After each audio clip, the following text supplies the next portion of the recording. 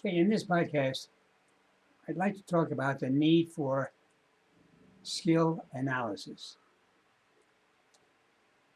For some reason, and I can venture a guess, but that's all it's going to be, this topic seems to be avoided by coaches uh, in, on all levels, with youngsters, uh, middle school, high school kids, college kids, professionals. Skill execution is not analyzed. Oh, coaches give lip service to the skill. They may look at an athlete and say, "Oh, you should change your swing a little bit. Do a little of this. Do a little of that. Go a little higher. Go a little lower." Or if it's a runner, bring your knees out more. See, they make these general observations, but they don't stick. Mainly because they're not repeated in a uh, objective manner. They're suggestions that the athlete takes in, and who knows if they even incorporating the suggestions correctly. It's one thing to tell an athlete to do something.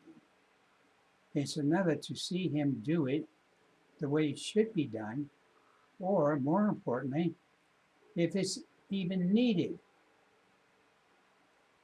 This is usually ignored. But back to my original premise. Why do you need an analysis? Because the analysis should set up your training program. It should dictate what strength exercises you are going to do. Now, this may sound revolutionary, and perhaps it is in many quarters, but it's really the crux of the problem. Too often I get coaches ask me, "Well, what exercises should I use?" Well, I can't tell you unless I see the athlete. And they think I'm nuts. But there's a good reason for this. When I look at the athlete, I don't just view him by eye. I need a video film. And then I play the video frame by frame. Then I analyze his technique. Is the knee beating, for example, if it's a runner? Does he have full extension of the ankle? Is the knee being completely straightened, or does it remain slightly bent, as it should? Is the knee drive through a full range of motion? Is it directed forward or upward? Is the body kept erect? And so on. We can come up with many things to look for. And this is what I look for. Then, by knowing exactly which movements are most important, I prescribe exercises for these movements. Once the movements are corrected, then we can go and look at other areas in need of improvement. First and foremost is to determine the main actions that are in need of improvement. Many times, once that one action is corrected, other actions are corrected simultaneously.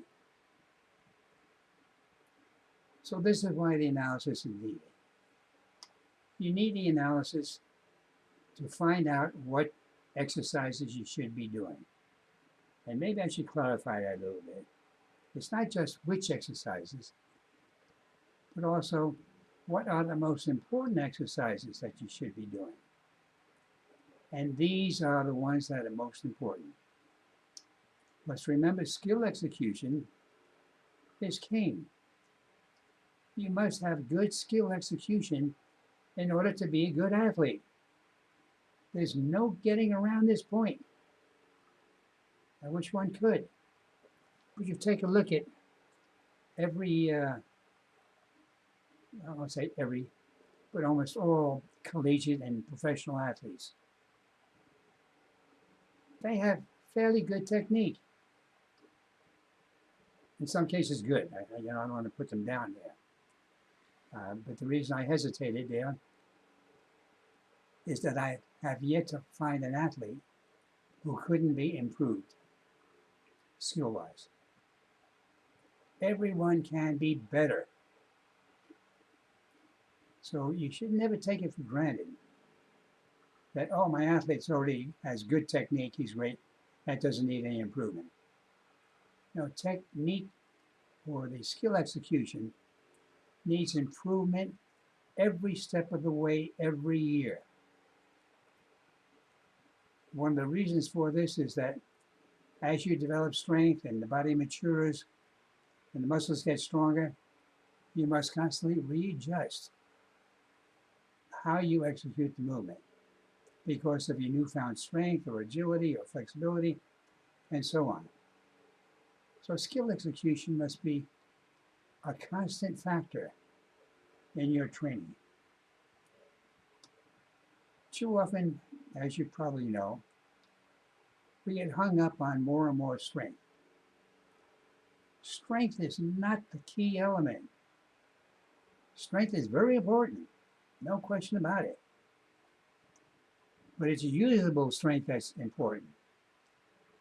Strength that duplicates the same range of motion as seen in execution of the skill.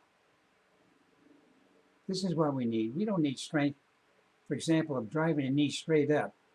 If you're a runner, we need strength that's going to drive the thigh forward. So this is why we have to take a look at technique or skill execution.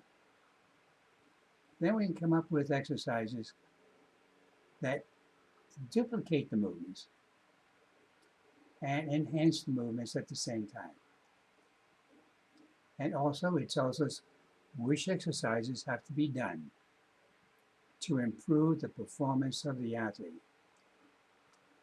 I keep saying this in most of my podcasts.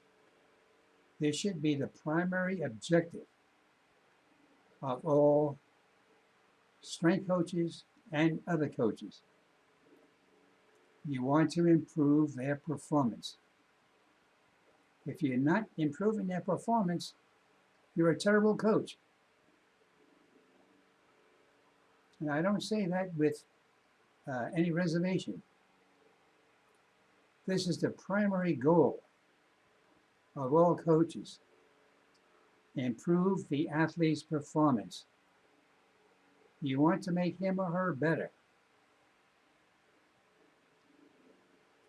Otherwise, I don't understand why you would even be in the game, but that's immaterial.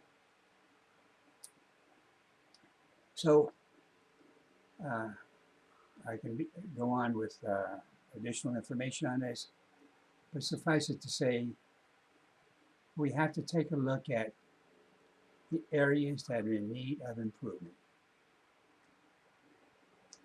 You need an analysis of the skill execution. Then you can set up an effective strength training and other types of training programs. This will